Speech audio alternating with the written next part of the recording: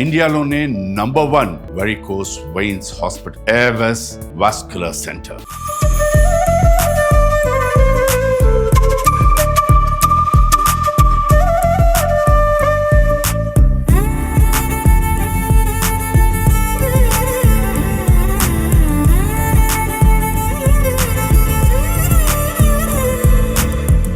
దసరా అంటే విజయవాడ అందరికీ గుర్తొస్తుంది. రీజన్ ఏంటంటే విజయవాడలో అమ్మవారు ప్రపంచవ్యాప్తంగా ఫేమస్. అలాగే ఇప్పుడు గణపతి నవరాత్రి ఉత్సవాలు అంటే వినాయక చవితి వస్తుందంటే దానికి కూడా ఇప్పుడు విజయవాడే గుర్తుకొస్తుంది. దాని ప్రధాన రీజన్ ఏంటంటే నా వెనకాల కనబడుతున్న 72 అడుగుల భారీ మహాగణపతి. ఈ మహాగణపతి కూడా జనరల్గా ప్లాస్టర్ ఆఫ్ ప్యారిస్తో చేసిన గణపతి కాదు, 72 అడుగులు కూడా పూర్తిగా మట్టితో చేసిన మహాగణపతి. మనం వింటూ ఉంటాం కదా మట్టి గణపతి మహాగణపతి అని. ఇక్కడ మహాగణపతి మట్టి గణపతి రూపంలో రేపటి నుంచి భక్తులకి దర్శనం ఇవ్వబోతున్నారు. వినాయక చవితి నుంచి దాదాపుగా 10-11 రోజుల పాటు మొత్తం విజయవాడ అంతా కూడా ఈ వినాయకుడు చూడడానికి ఇక్కడికి రాబోతున్నారు. 1 కాదు 2 కాదు, కొన్ని ఏళ్లుగా మట్టి గణపతి విజయవాడ మొత్తానికి కూడా పేరు తెస్తోంది. ఒక పక్కన 72 అడుగుల ఈ భారీ మట్టి గణపతి కోసం దాదాపుగా నెల రోజులుగా ఇక్కడ వందలాది మంది శ్రమిస్తూ ఉన్నారు. ఇప్పటికీ కూడా అంటే పండగకి ఇంకా 2 రోజులు ఉన్నా కూడా ఇప్పటికీ పనులు జరుగుతున్నాయంటే చూడొచ్చు. ఈ మట్టి గణపతిని తయారు చేయడానికి వందల మంది ఇక శ్రామికులంతా కూడా దీనికోసం కష్టపడుతున్న పరిస్థితి కనబడుతోంది. అక్కడ మనకు ప్రత్యేకత ఏంటంటే కేవలం ఈ మట్టి మాత్రమే, అంటే ప్లాస్టర్ ఆఫ్ ప్యారిస్ని వాడకుండా మట్టిని మాత్రమే వాడడం కాదు, ఇక్కడ కనబడుతున్న కలర్స్, ఈ వినాయకుడికి కనబడుతున్న కలర్స్ కూడా పర్యావరణానికి హాని చెయ్యని కలర్స్నే వాడుతున్నారు.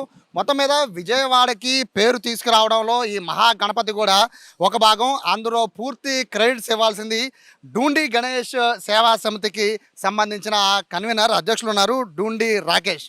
సార్ మీ ఇంటి పేరే డూండి రాకేష్, డూండి గణేష్, మొత్తం అంతా ఒకటైపోయింది. 72 అడుగుల గణపతి. సో చెప్పడానికైతే ఇంట్రడక్షన్ ఇచ్చానండి. ఈ మట్టిని ఎక్కడ తీసుకొచ్చారు, అలాగే ఎంతమంది పనిచేస్తున్నారు, ఎన్ని రోజులు పనిచేస్తున్నారు, వివరాలు తెలిపండి. నేను క్లియర్గా చెప్తానండి. డూండి అనేది మా ఇంటి పేరు కాదు. డూండి అనేది కాశీలో శివుణ్ణి దర్శించుకునే ముందు డుండి గణపతిని దర్శించుకుంటారు. ఇక్కడ ఒక ఆర్గనైజేషన్ స్టార్ట్ చేయాలి అని మేము అంతా అనుకున్నప్పుడు, ఏం పేరు పెట్టాలి అనుకున్నప్పుడు ఆ వినాయకుడు పేరుని ఈ సంస్థకు పెట్టడానికి డూండి గణపతిగా మనం పేరు చేయండి. అక్కడి నుంచి ఆర్గనైజేషన్ నేను నడుపుతా కాబట్టి అందరూ కూడా డూండి రాకేష్ అనే పిలవడం జరుగుతుంది. ఇది ఈ సంస్థ యొక్క లోతుగా ఉన్న కారణం. అలాగే లెక్కేస్తే ప్రతి సంవత్సరం మనం చేస్తున్నట్టే ఈ సంవత్సరం కూడా 72 అడుగుల కార్యసిద్ధి మహాశక్తి గణపతిని ఇక్కడ ఏర్పాటు చేసుకోవడం జరిగింది. అంటే ఎప్పుడు కూడా పెద్ద వినాయకుడు అంటే రుంచున్న వినాయకుడినే చూస్తాం మనం ఎక్కడ చూసినా కూడా. కానీ పైఓపి విగ్రహాలు ఎందుకు వాడుతున్నారు, మీరు ఎందుకు విగ్రహాలు రుంచున్న విగ్రహాలు కానీ కూర్చున్న విగ్రహాలు కానీ ఎందుకు మట్టి వినాయకుడు మార్చట్లేదంటే, కూర్చున్న బొమ్మలు దొరకట్లేదని మట్టిలో కూర్చున్న అవ్వమంట అని చెప్పని ఓ కొత్త రకం లేదు. ఈసారి మేము 72 అడుగుల్లో కూర్చున్న గణనాథుని ఏర్పాటు చేస్తాం. కావాలంటే చూడండి, కైలాసం నుంచి అటుపక్క శివుడు, ఇటుపక్క పార్వతీదేవి రూపమైన శ్రీ కన్యకా పరమేశ్వర అమ్మవారు, వారిద్దరితో కలిసి వినాయక స్వామి ఇక్కడికి వచ్చి విజయవాడలో ఈ గ్రౌండ్లో టెస్టేసి 11 రోజులు వారు కోరుకున్న కోరికలు తీర్చే విధంగా, ఆశీర్వచనం చేసే విధంగా ఇక్కడ కూర్చున్న గణనాథుని ఏర్పాటు చేసాం. ఈ గణనాథుని ఏర్పాటు చేయడానికి దాదాపు 35 టన్నుల ఐరన్ వాడాం. మొత్తం లోపల ఫిజికల్గా లోపల స్ట్రక్చర్ అంతా కూడా స్ట్రాంగ్ బేస్తో మనం ఏర్పాటు చేయడం జరుగుతుంది. ఈ దిక్కొండ కింద 2 అడుగుల మందం స్లాబ్ వేయటం జరిగింది. కాంక్రీట్తో ఒక లెవెల్ స్లాబ్ వేయటం జరిగింది.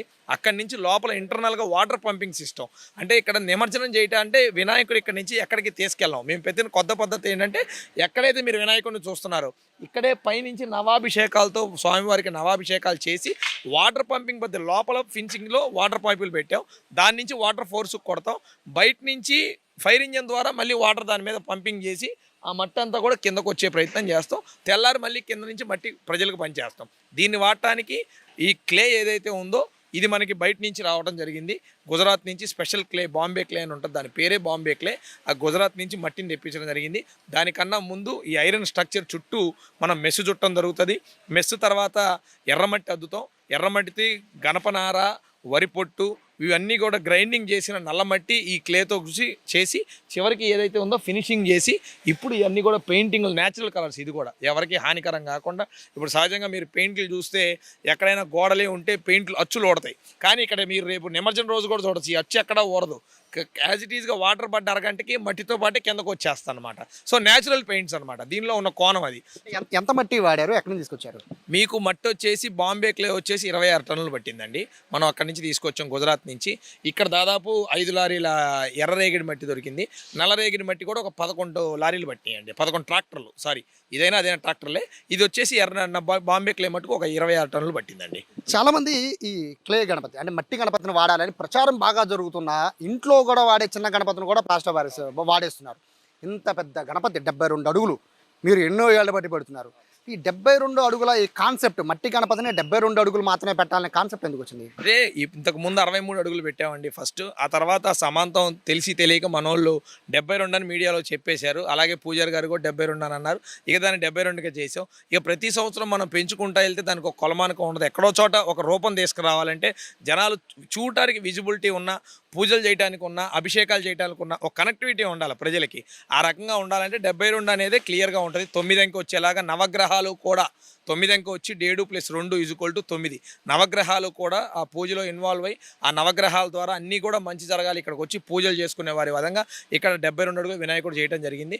ఎక్కడైనా చూడండి, మీరు పెద్ద పెద్ద వినాయకులు పెట్టిన చోట్ల మీరు బయట ఊర్లలో కూడా దేవుడి దగ్గర పూజ చేస్తారు, మిగిలిన కల్చరల్ యాక్టివిటీస్ తక్కువ జరుగుతుంది. అంటే ఊరేగింపు హడావిడో జరుగుతుంది. కానీ మన దగ్గర 10 రోజులు పెట్టినా, 9 రోజులు పెట్టినా, 11 రోజులు పెట్టినా, ఈ సంవత్సరం 11 రోజులు పెట్టాం. గ్రాండ్గా ప్రతిరోజు సాయంత్రం వేలాది మంది మహిళలతో పూజా కార్యక్రమాలు చేపిస్తాం. ప్రతిరోజు వేలాది మంది మహిళలు కూర్చొని ఇక్కడ పూజా కార్యక్రమాలు, వారికి కావాల్సిన పూజా సామాగ్రి కూడా సమితే సమర్పిస్తుంది. వాళ్ళ యొక్క కోరికలు తీర్చుకోవడానికి వ్రతాలు కానివ్వండి, కుబేర వ్రతం కానివ్వండి, వాళ్ళ కష్టాలు తీర్చే మంచి మంచి వ్రతాలు ఏమున్నాయో ఇవన్నీ కూడా చేస్తాం. అక్కడ మీరు చూసారు, రేపు మార్నింగ్కి హోమగుండం రెడీ అవుద్ది. ఆ హోమశాలలో కూడా ఎవ్రీడే డోనర్స్ అందరూ కూడా కూర్చొని ప్రతిరోజు ఒక హోమం చేయడం జరుగుతుంది. ఉండ్రాళ్ళ హోమం కానివ్వండి, శనీశ్వర హోమం కానివ్వండి, ఇలా ప్రతిరోజు కూడా ఒక ప్రత్యేకమైన హోమం చేయడం జరుగుతుంది. పొద్దున సాయంత్రం స్వామివారికి నైవేద్యం పెడుతూ ప్రసాదాలతో పాటు ప్రత్యేకమైన నివేదన చేసి ఈ చిన్న వినాయకుడిని పూజల కోసం ఏర్పాటు చేసిన వినాయకుడు అనమాట. ఈ ఏంటంటే పెద్ద వినాయకుడు పూజ ఎట్లాగో చేస్తామో చిన్న వినాయకుడిని కూడా అలాగే పూజ చేస్తాం.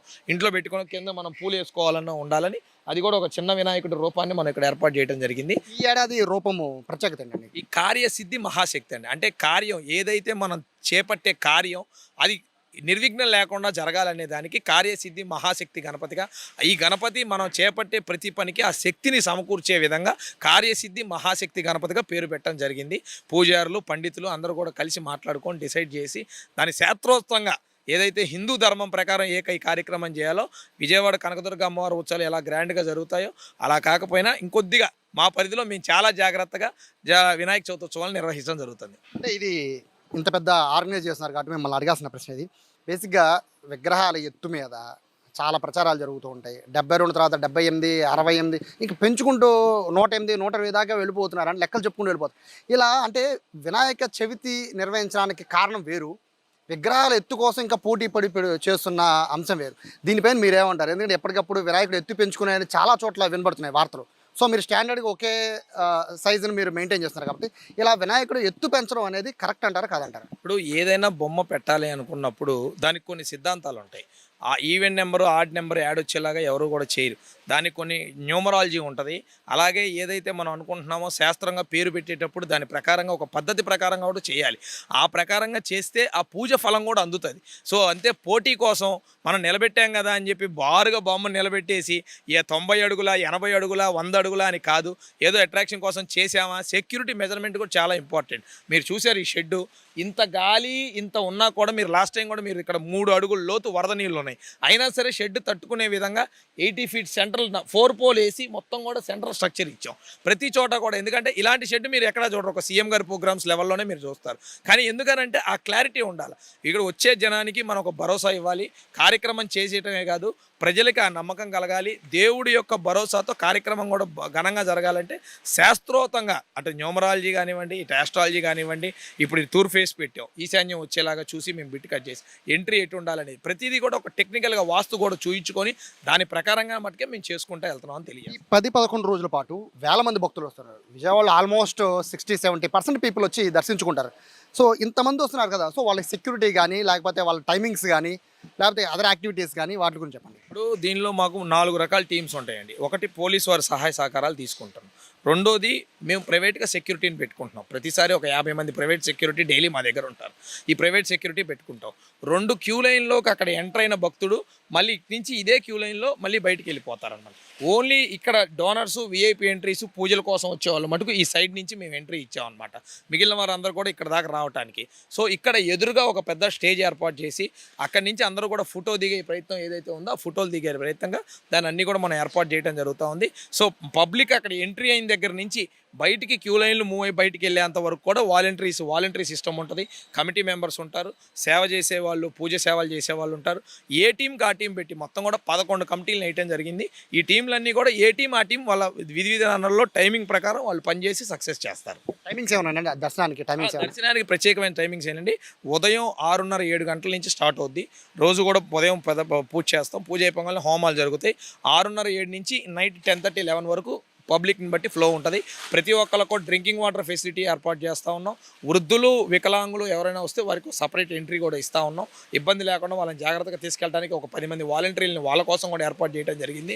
ఎక్కడా కూడా ఎవరైనా సరే ప్రెగ్నెంట్ ఉమెన్స్ వచ్చినా వీళ్ళందరూ కూడా సపరేట్గా తీసుకోవాలన్న ఒక ఉద్దేశంతో వాళ్ళకు కూడా సపరేట్ లైన్ జరిగింది. సో వాటర్ కానివ్వండి, ప్రసాదం ప్రతిరోజు దేవుణ్ణి దర్శించుకున్న తర్వాత ఆ ఆత్మీయత ప్రసాదంలో మనకు కనబడుతుంది.